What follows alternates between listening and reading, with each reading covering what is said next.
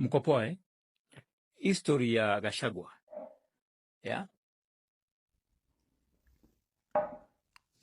Gachagua ameenda hapa Limuru na akapigwa na vijana. Let me tell you guys, I do not support violence of any kind. And when it comes to politics, there is where my heart will feel that this one was unjustly treated, this one was treated right, something like that. I have no allegiance to any politician. I don't. I speak the truth and the facts. How the facts are, that's what it is. Now we have information from what has been gathered that the police knew that Gachagua was going to be attacked one day before, on Wednesday evening, when he had planned to go and visit the family. And they knew that that attack was postponed because he didn't show up, but he promised to be there the following day, and they planned that on Thursday they were going to attack Gachagua. They were ferried from Kabete, from Kikuyu, and from other surrounding environments to come and attack Gachagua. They started arriving at 8 a.m. even before the procession had left the mortuary. And the police had information as early as Tuesday. But Amin says they didn't have intelligence. If they didn't have intelligence, why do they exist? Gachagua is a public figure and a public interest person, a person of interest as far as President William Ruto is concerned. The movement of Gachagua, there are special people assigned to him. That is a practice all over the world. People around him to see all his movement, where he's going. They get detailed information about his whereabouts and where he's planning even to go, even 1 week before. So Amin coming and telling us they didn't have intelligence, we know that's rubbish. That's a lie. We can't, of course, that's for that's for the media. That's the statement that they normally issue. It is standard all over. He doesn't have to think about it when he's saying that, because that's what he's trained to say. Now, the police also issues statement talking about the same thing again, that they didn't have information, they did not arrest the former MP for Limuru, and they did not arrest the MCA. Yet, they are saying they were abducted. And these are the supporters of Gachagua. Now, why did the MP, the current MP, sit in a different tent from Gachagua? Because he knew Gachagua was going to be attacked by goons. Simple. Not that they are not in terms with Karongo Adango. That's not true.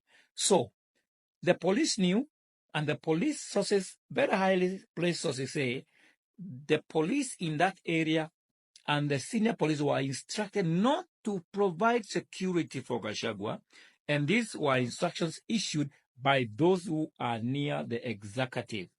And even other police officers from other jurisdictions say that they advised the police bosses in Limuru area not to provide security for Gachagua, to allow Gachagua to be beaten.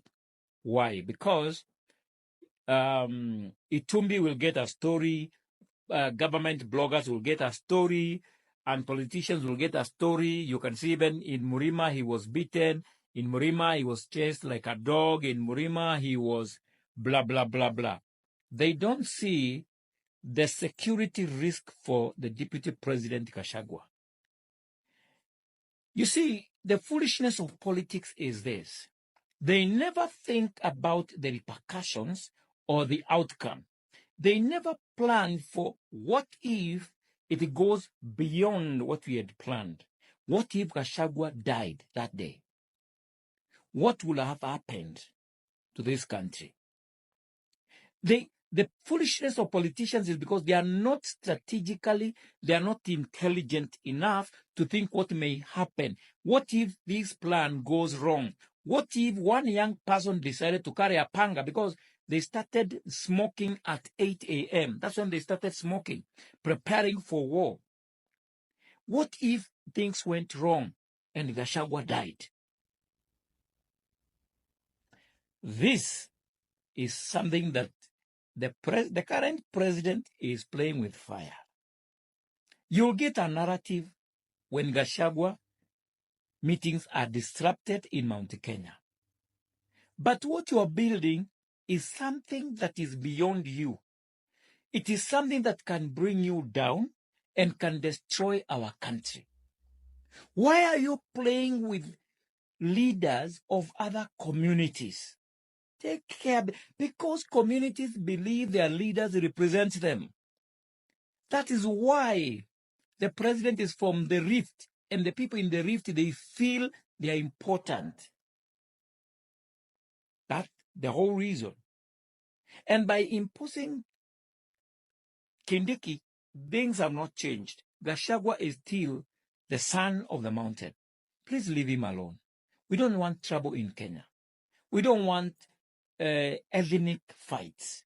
We don't want a community being sidelined. Let Gachagua do his politics. Kutaneni kwa debe, mshindane kama wanaume. If the impeachment will be removed, if it is not removed, whoever Gachagua will support, go and fight with that person. Leave Gachagua alone, please. Leave Gachagua alone. Me, I want to do business. I want to continue working for my life, for my children, and for my country. I don't want chaos. I don't want trouble in this country. I want peace. Let us make politics. Let us shout. Let us insult one another. Let us abuse one another here. But let's not go to the extent of causing death or bringing war in our country. I do not support. I want a peaceful Kenya where I make politics. Nikishinda president na maneno yangu ni sawa. Akinishinda na ujanja wake ni sawa. Lakini, let freedom of speech remain, and let us use politics the way it is used, not for war. No. Me attacking or criticizing the president does not mean that I can go to an extent of unaliving him. No, not at all. I don't hate anyone from a personal perspective. These are politics. We discuss policies. If you're not good, you're not good. And we say it. That is it.